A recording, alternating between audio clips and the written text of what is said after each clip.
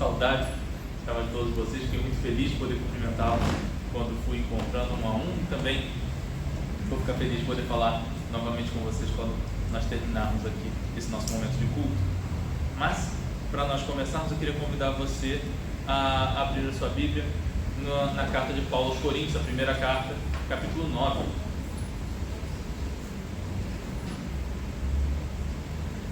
Primeira carta de Paulo aos Coríntios, capítulo 9, nós vamos ler os versos de 24 a 27, ok? Finalzinho do capítulo.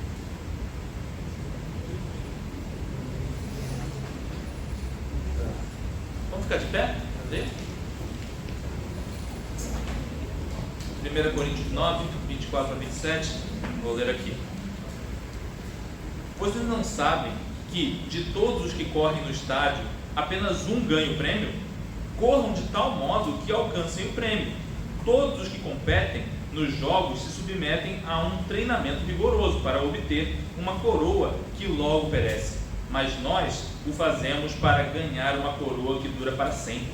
Sendo assim, não corro como quem corre sem alvo, não luto como quem esmurra o ar, mas esmurro o meu corpo e faço dele meu escravo, para que, depois de ter pregado aos outros, eu mesmo não venha a ser reprovado. Amém? Vamos orar? Senhor, obrigado pela Tua palavra, obrigado porque ela fala aos nossos corações. Se conosco e fala a nós nessa manhã, em nome de Jesus. Amém. Você pode se sentar? Eu queria começar com uma pergunta, e a minha pergunta é: quem foi Eric Liddell? Não vale olhar o Google ainda não, tá? Não olhe o Google. Quem foi Eric Liddell? Talvez algum de vocês saiba quem foi Eric Liddell, e tem uma boa chance de alguns não saberem e estarem se perguntando quem é esse tal de Eric Liddell. Mas eu não vou contar isso agora não, espera um pouco, mais pra frente eu digo quem foi Eric Liddell. Mas por agora, você percebeu que esse texto é um texto muito especial de Paulo, porque ele traz um exemplo, que é um exemplo que atinge o nosso cotidiano. Ele fala sobre esportes e diretamente ele fala sobre jogos, né? A ideia de jogos que nos lembram um pouco aquilo que a gente entende por jogos olímpicos. Na verdade, esses aqui seriam os jogos istmicos, né? Que eram jogos disputados na cidade de Corinto. Se você estiver interessado nessa informação, a Olimpíada tem esse nome porque ela era disputada na cidade de Olímpia, em honra a Zeus, né? Os jogos istmicos eram jogados na cidade de Corinto, já que ela fica num istmo, por isso o nome, né? E eram disputados em honra a Poseidon. Então, de 2 em 2 anos, os atletas se reuniam naquele lugar e participavam de competições. E Paulo, escrevendo a essa cidade, sabia que essas pessoas entenderiam uma metáfora que tinha a ver com jogos, já que elas viam esses jogos acontecendo a cada 2 anos. Bom, e portanto, a gente começa pensando um pouquinho sobre Olimpíada, sobre esse conceito de esportes acontecendo e a disputa de esportes. Enquanto eu estava me debruçando sobre esse texto, eu não conseguia deixar de lembrar de uma cena que para mim é uma das mais interessantes, uma das mais emblemáticas, né, que eu tive a oportunidade de conhecer no esporte. Não foi uma ocasião que eu pude acompanhar os jogos acontecendo, mas quando eu pude ler sobre essa história e principalmente assistir o vídeo dessa história, eu fiquei bem impressionado, que é a história de Kerri Strug. Não sei se você já ouviu falar de Kerri Strug, mas ela vivenciou uma história muito única nos Jogos Olímpicos.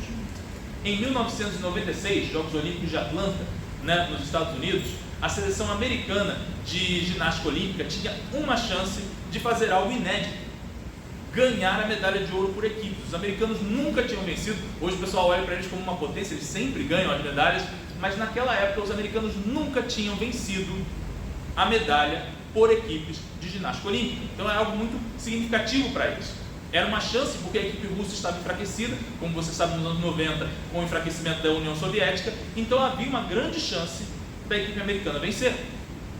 E havia uma estrela naquele time que não era Kerri Strug, que correu para a sua apresentação no cavalo, e ela simplesmente tinha que conseguir dar um bom salto no cavalo e ela obteria a medalha de ouro para as americanas. Mas quando a moça saltou, ela errou. E ela vai uma segunda vez e erra de novo, de maneira que o resultado dela teria que ser descartado. Um resultado sempre é descartado na ginástica, e O que se contava era que o resultado da Carrie Strug seria descartável e o dessa moça contribuiria para a vitória dos americanos. Mas agora a Carrie Strug era a ginasta que podia dar a medalha de ouro para o time americano. Ela corre em direção ao cavalo, é um aparelho na ginástica olímpica, aquele onde o sujeito corre até ele, se apoia com as mãos e gira no ar e tem que cair em pé perfeitamente. Ela correu, ela saltou e ela errou. E ela caiu machucando a perna, sentindo uma grande dor na perna. Ela então sai e naquele momento as esperanças americanas estavam perdidas, porque havia mais um salto que ela poderia dar, mas ela havia machucado a perna. Só que, como eu disse, havia uma grande expectativa. Os jogos estavam acontecendo nos Estados Unidos e era grande chance da seleção americana pela primeira vez ganhar a medalha de ouro. Carrie Strug tinha todo o direito de dizer: não vou, já machuquei a minha perna, eu não vou.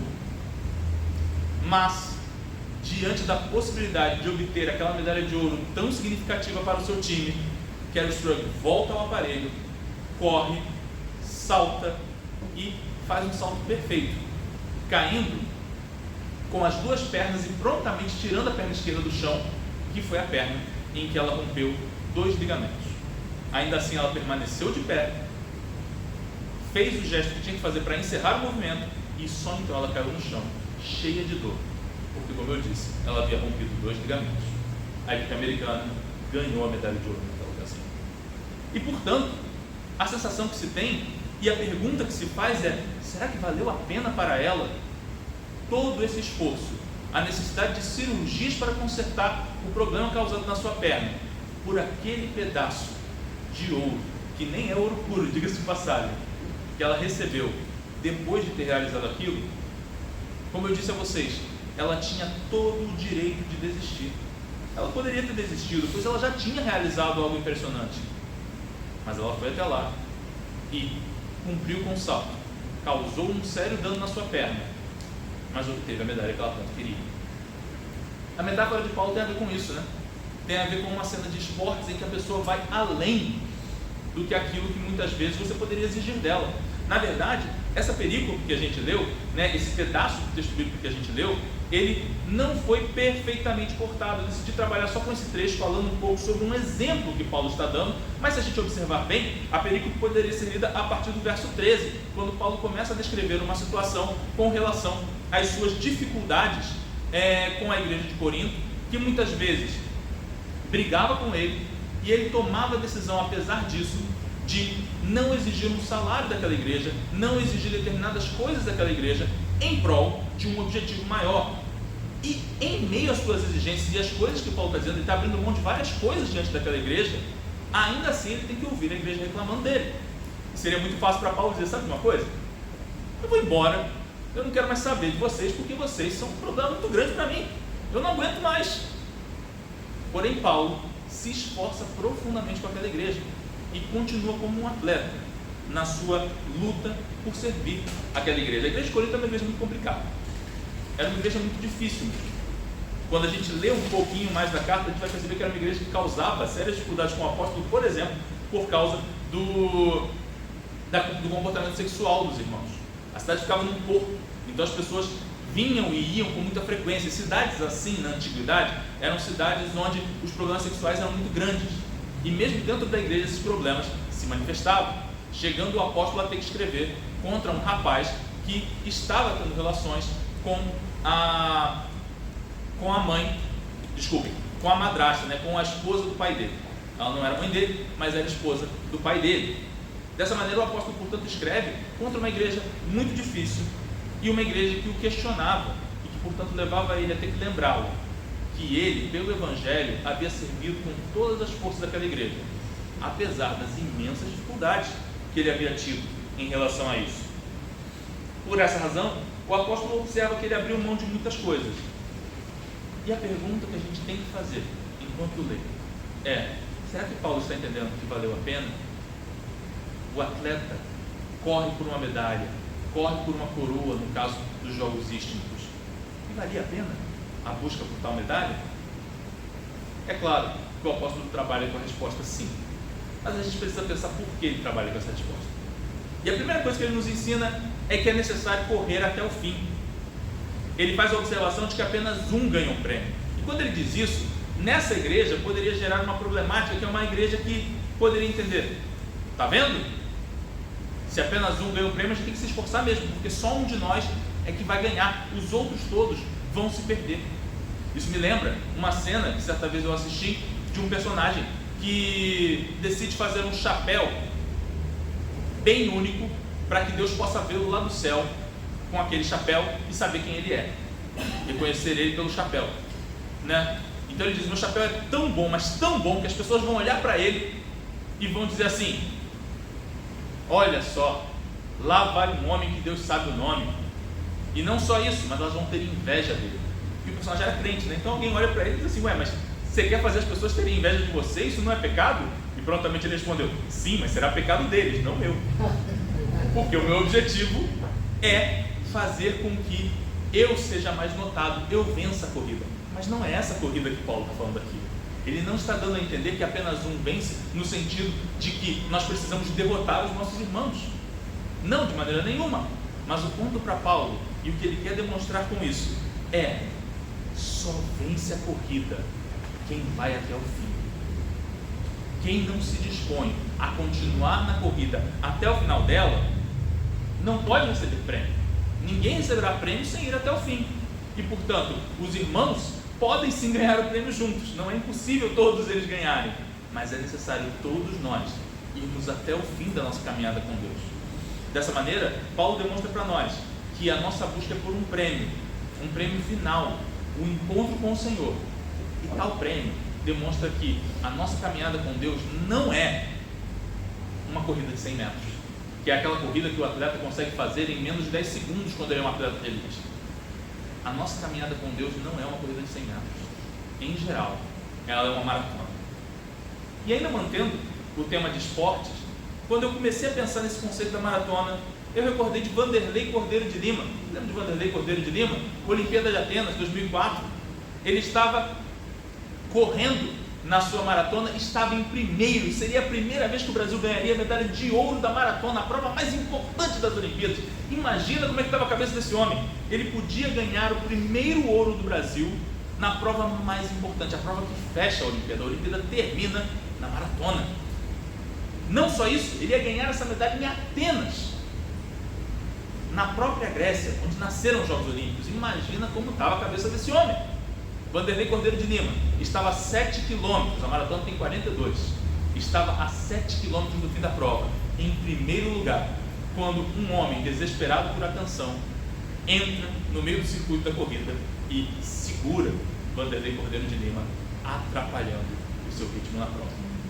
Ele se recupera, um homem grego ali ajuda ele a sair daquela situação, ele se recupera, volta à corrida, mas ele já não consegue manter o mesmo pique, é ultrapassado por 2 corredores e fica com a medalha de bronze. Posteriormente, ele recebeu uma honraria até maior do que a medalha de ouro, que foi a medalha Pierre de Coubertin. Veja você que honra, ele recebeu uma medalha que poucos esportistas ganham por alguma realização importante, certo? Sem dúvida, uma medalha para se orgulhar. O que a gente vai perceber é que a orientação de Paulo com essas palavras é justamente que intempéries, problemas, inclusive dificuldades que a gente muitas vezes tem que abrir mão mesmo de alguma coisa, vão acontecer. E a pergunta é: nós vamos estar dispostos porque sabemos que estamos numa maratona, ou vamos encarar como uma corrida de 100 metros? Onde, mas eu estava na frente, tá bom, não tá? Não, não está. Nós precisamos ir até o fim. O apóstolo nos chama a, de fato, colocar as nossas vidas a serviço do Senhor, para ir até o final dessa corrida. É fácil olhar para o lado e desistir. É fácil perceber que há muitas dificuldades que a gente vai enfrentar, inclusive, às vezes, no nosso relacionamento com os irmãos. Muitas vezes o nosso relacionamento com esse ou aquele irmão pode se tornar difícil, pode se tornar problemático. E em meio a essas brigas, o que a gente vai fazer? A gente vai desistir? Ou a gente vai entender que o Senhor Jesus se entregou por nós, apesar de nós? Nós também não somos muito fáceis de se relacionar, e eu garanto que para Deus, às vezes, Ele vai olhar para a gente e vai ficar impressionado com a nossa capacidade de arranjar pecado para cometer. Mas por outro lado, se esse comentário é um pouco forte, afinal, Deus sabe e nos conhece. Por outro lado, com toda certeza, e isso não podemos negar, Ele também nos ama tão profundamente a ponto de se relacionar conosco de novo e de novo e de novo, mesmo com cada uma das dificuldades que a gente propõe para Ele. O Senhor nos ama e continua se relacionando conosco. Portanto, nós podemos nos relacionar com Ele e podemos nos relacionar com os irmãos, ainda que muitas vezes nós possamos ter algumas dificuldades pelo caminho. Lembre-se, nós precisamos chegar até o final da corrida.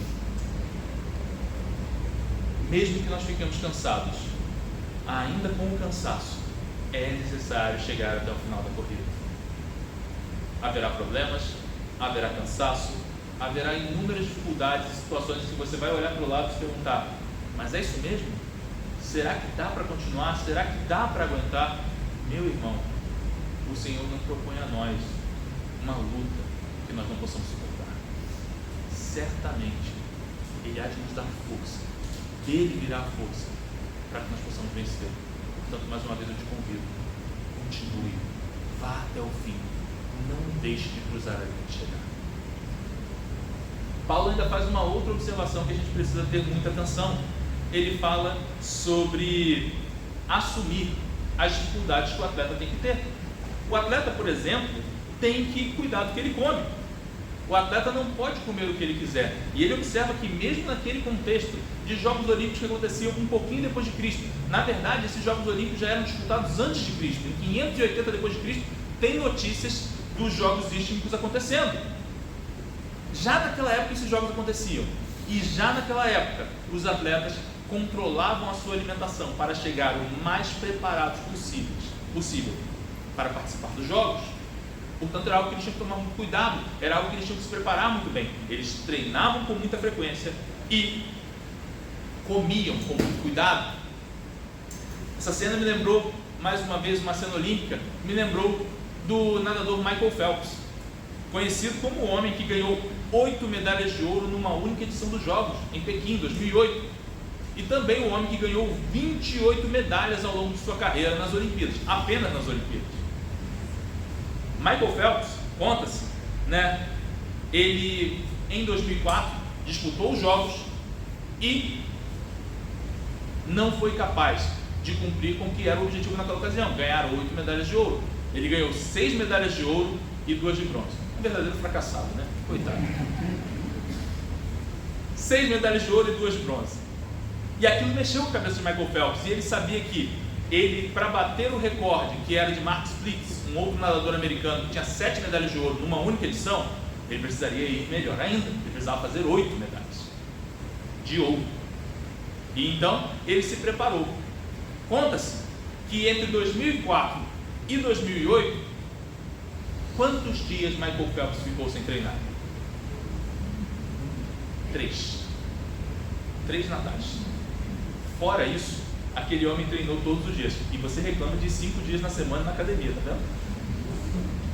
Ele foi e treinou todos os dias, e todos os dias, e todos os dias, com aquele objetivo, ganhar as tais 8 medalhas, conforme ele ganhou em 2008. Os cristãos, muitas vezes, são chamados a abrir mão dos seus direitos, conforme o apóstolo abriu também. Às vezes, nós podemos ser como os crentes de Corinto, como o apóstolo observou, estavam sempre dizendo: mas eu tenho direito a isso, eu mereço isso, eu devo receber tal coisa. Mas muitas vezes, meu irmão, você vai ter que perdoar e abrir mão de um direito. Perdoar é abrir mão do direito que você tem sobre alguém. A pessoa te deve, a pessoa te fez algo. Quando você perdoa, você abre mão de alguma coisa. Estamos prontos a abrir mão? O apóstolo está lembrando que o atleta, para chegar até o fim da corrida, ele não pode simplesmente olhar e dizer: não, eu tenho direitos, eu tenho direito a uma folga. Não, ele precisa ir até o fim e saber que em algumas ocasiões ele vai ter que abrir mão do direito, ele vai ter que abrir mão daquilo que ele de fato acredita que merece ter. Em outras ocasiões, ele também tem que se preparar e colocar o seu corpo à disposição disso. Alguns comentaristas, ao observar esse texto, vão falar sobre a ideia de até mesmo as disciplinas espirituais estarem em mente. Ou seja, o cuidado com as nossas orações, com ter tempo de oração, com ter tempo de leitura bíblica, com ter tempo dedicado a Deus. De fato, você tem direito às 24 horas do seu dia para fazer o que você quiser. Mas será que nós vamos exigir esse direito de Deus? Ou se nós de fato nos entregamos a Ele, vamos colocar à disposição dele o nosso tempo, inclusive para adorá-lo todos os dias de nossa vida, inclusive para ter tempo de fato de comunhão com o Senhor, através da leitura da palavra, através da oração, através de um relacionamento real com o Senhor. O que nós encontramos é que Paulo nos convida a perceber que o atleta precisa abrir mão de muita coisa, e quem está disposto a correr essa maratona até o final também precisará abrir mão de muita coisa. Bom, além disso, o apóstolo diz algo que me chama muito a atenção nesse texto e gera muita controvérsia. Ele diz: para que eu não venha a ser reprovado. E muitas vezes esse texto gera discussões entre os teólogos e questões importantes, as quais eu não vou entrar aqui. Mas o que me chama muito a atenção nesse texto é que o termo que é traduzido por reprovado para nós é uma palavrinha grega que dá a ideia de um metal que foi depurado, mas não ficou limpo. Ele foi colocado no fogo, foi preparado, mas ainda não está pronto para ser usado. E portanto, quando Paulo fala sobre essa ideia de reprovação, ele está falando ainda sobre o tema original. Ele ainda está propondo a ideia de que existe um problema para ele. Qual que é o problema? Nós precisamos estar dispostos a abrir mão de determinadas coisas pelo caminho, para de fato ser purificados pelo Senhor, para a jornada final, para de fato concluirmos a corrida, para de fato terminarmos essa corrida que ela tem que ser terminada. Cada adversidade tem feito parte, ou pode fazer parte, de uma ação de Deus para nos depurar. Estamos dispostos a ser depurados? E uma vez que estamos dispostos a ser depurados, nós sabemos que essas coisas têm nos ajudado a continuar na maratona, a continuar no caminho do Senhor. Por fim, Paulo nos propõe que nós devemos lembrar por que nós corremos. E para lembrar esse ponto, pela primeira vez eu não vou usar um exemplo agora com esporte, eu me recordei de uma cena de Jim Carrey indo entregar um Globo de Ouro em 2016. Ele ia anunciar os concorrentes a uma competição no Globo de Ouro, e eu acho muito interessante que o Jim Carrey foi até ali e decidiu fazer algumas piadas antes de apresentar esses vencedores. Mas será que eram só piadas? Ele faz a seguinte colocação: eu, Jim Carrey, vencedor 2 vezes do Globo de Ouro, mas questão de observar isso, lembrem-se, eu sou vencedor 2 vezes do Globo de Ouro, tá? Não vou dormir como uma pessoa normal, eu durmo como uma pessoa que ganhou 2 vezes o Globo de Ouro. E portanto, eu durmo com o que vocês acham que eu sonho? Eu sonho com ganhar pela 3ª vez o Globo de Ouro, porque aí será suficiente. E ele começa a desenvolver esse tema e dizer: será que é isso mesmo? Será que eu ganhei a primeira vez e ainda não me senti suficientemente satisfeito? Eu ganhei pela 2ª vez e ainda não me senti, mas eu sei que quando eu ganhar pela 3ª vez, aí eu vou me sentir satisfeito. A proposta de Jim Carrey é: a gente nunca vai ficar satisfeito com essas coisas. Elas não são suficientes para nos satisfazer. Parecem excelentes e maravilhosas quando a gente consegue, mas pouco depois a gente já percebe que ainda não é suficiente. Ainda não é suficiente para de fato nos dar a sensação de que fomos completos, de que estamos completos. E por que isso acontece? Porque só existe um que pode de fato completar e nos dar satisfação. Não vamos encontrar satisfação em coisa nenhuma, tal qual o apóstolo Paulo no seu exemplo diz para nós, que o atleta faz tudo o que faz, e todos os exemplos que eu dei a vocês, tantos atletas que fizeram tantas coisas impressionantes, e sabe de uma coisa? Era por um pedaço de lata banhado com um pouquinho de ouro em cima. Era isso. Todo aquele esforço por isso. É claro que essas coisas são importantes, e é claro que o atleta tem todo o direito e o dever de se esforçar o melhor que ele puder, mas note que se a medalha for a única coisa que importa, então é um pedaço de lata, meus irmãos. Paulo observa para nós que ele estava vislumbrando uma coroa muito maior, muito superior à coroa que era dada para aqueles atletas. Porque aquela coroa, meus irmãos, era feita de folhas de pinheiro ou de aipo silvestre. Passado algum tempo, aquelas folhas morreriam, murchariam, se tornariam feias e ninguém usaria aquilo na cabeça mais. Mas a coroa que nós vislumbramos quando seguimos a Cristo é uma coroa eterna. É uma coroa que será dada pelo próprio Deus na presença dele. E conforme cantamos no hino Castelo Forte, é a certeza de que um dia reinaremos com o Senhor. Essas coisas são maravilhosas, meus irmãos. Carey encerra dizendo que se esse sistema solar explodisse e, portanto, toda a Terra desapareceu, não há mais nenhum vestígio do nosso planeta, não há mais nenhum de nós aqui, certamente, quando não houvesse mais nenhuma prova de que ele, Jim Carrey, ganhou 2 Globos de Ouro, isso ainda seria importante da perspectiva dele, mas ninguém mais ia ter como saber que Jim Carrey ganhou 2 Globos de Ouro. Essas coisas desaparecem, meus irmãos. Essas coisas somem. Mas a coroa que Cristo tem a nos oferecer, ela é eterna. Eu comecei perguntando quem foi Eric Liddell. E talvez você tenha dito assim: poxa, ele não citou nenhum filme pelo nome hoje. Não seja por isso. Eric Liddell tem sua história contada no filme Carruagens de Fogo. Eric Liddell foi um atleta britânico que disputou os Jogos Olímpicos de 1924. Ele participa daquela edição, mas há um detalhe interessante sobre a participação dele: ele quase não foi. Ele era um atleta de uma modalidade que existia à época, que era uma espécie de octátulo, e ele vai para aquela modalidade, porém, quando ia ter a última classificatória daquela modalidade, era domingo, e ele disse: não poderei ir para a competição porque é dia de culto, tem que ir para a igreja, né? Todo mundo do esporte ficou: não é possível que esse homem vai fazer isso. E ficaram esperando, dizendo: não, ele vai aparecer, não é possível que ele vai para a igreja e não vai aparecer aqui para participar da competição. Mas de fato ele não apareceu. De fato ele foi à igreja. Posteriormente é oferecida para ele a chance de participar nos 400 metros. Então, uma competição diferente. Ele corre, se classifica e efetivamente ganha a medalha de ouro em 1924 nos Jogos.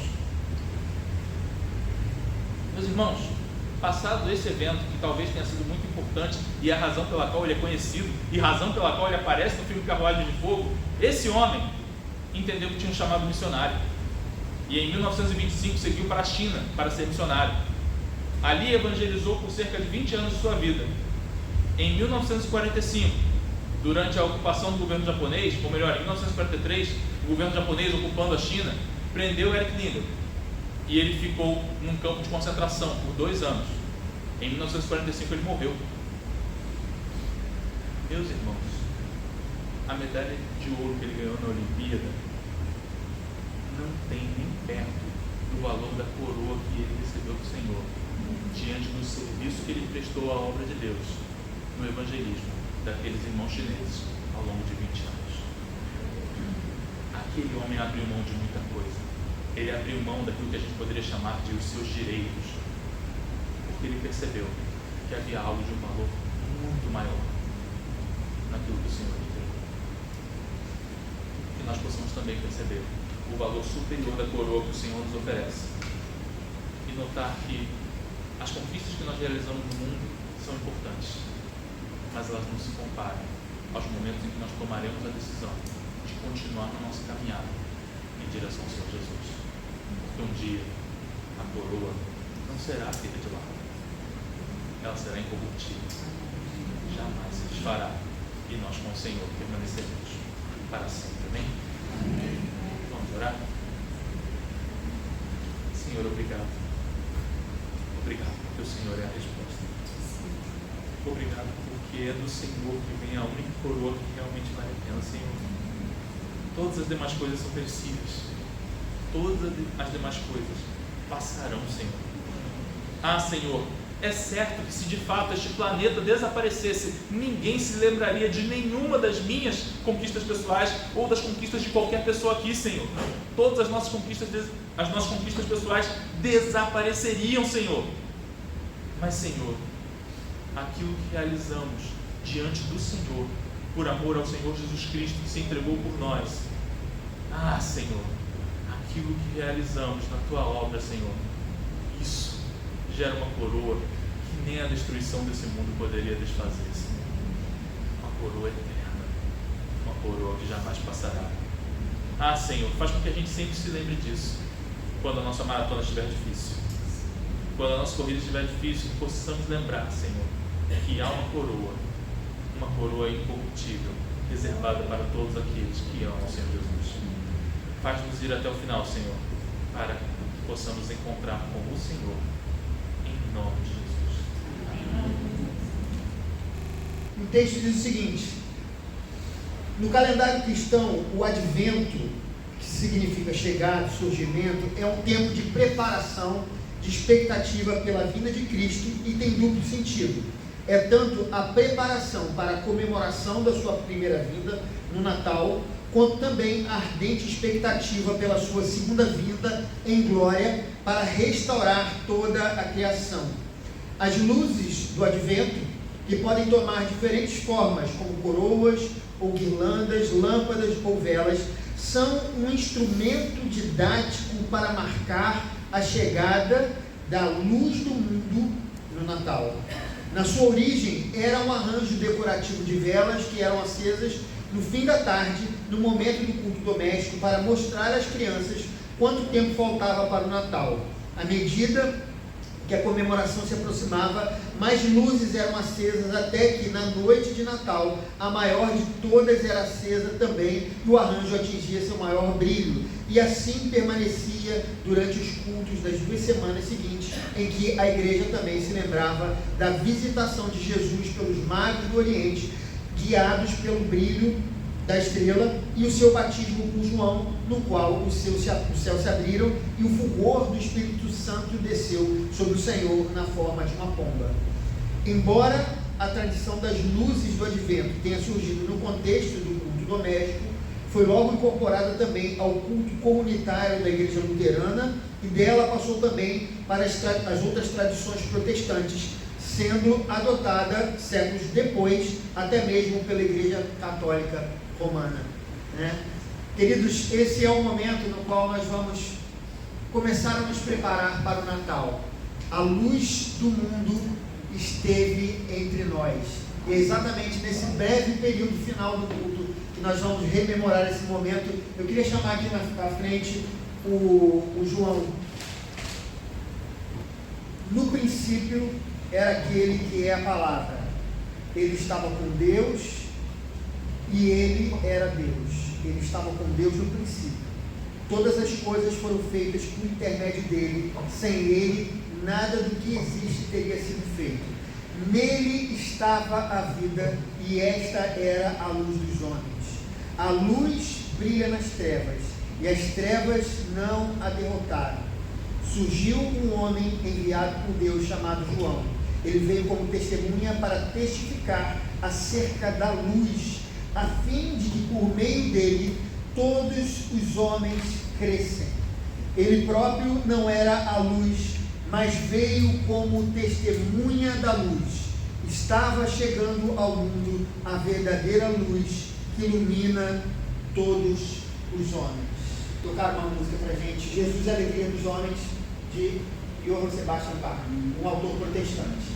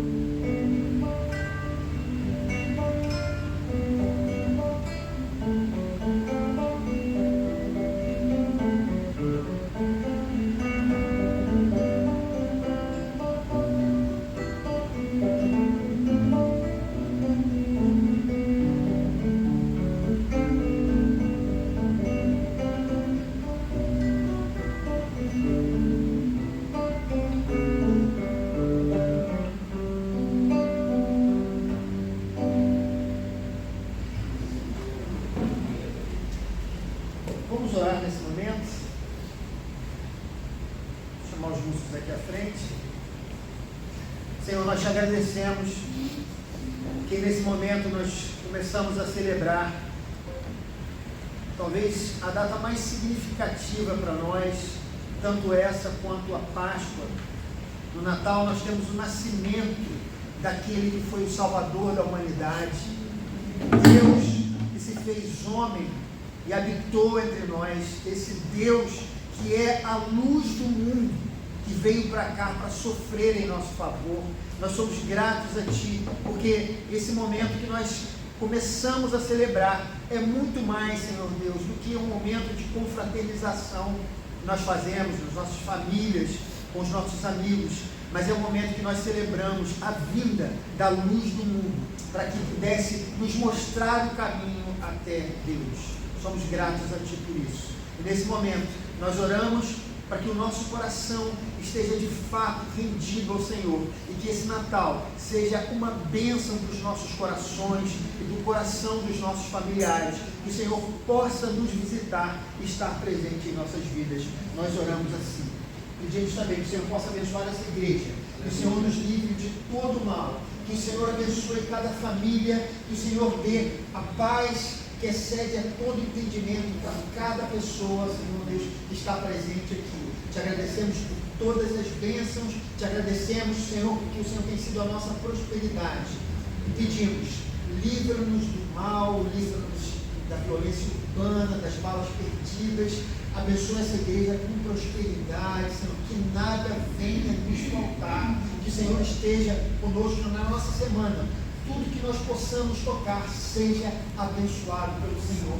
Nós oramos assim, no nome de Jesus. Amém e amém. Levante as suas mãos com as palmas voltadas para cima. Levante-se nesse momento também.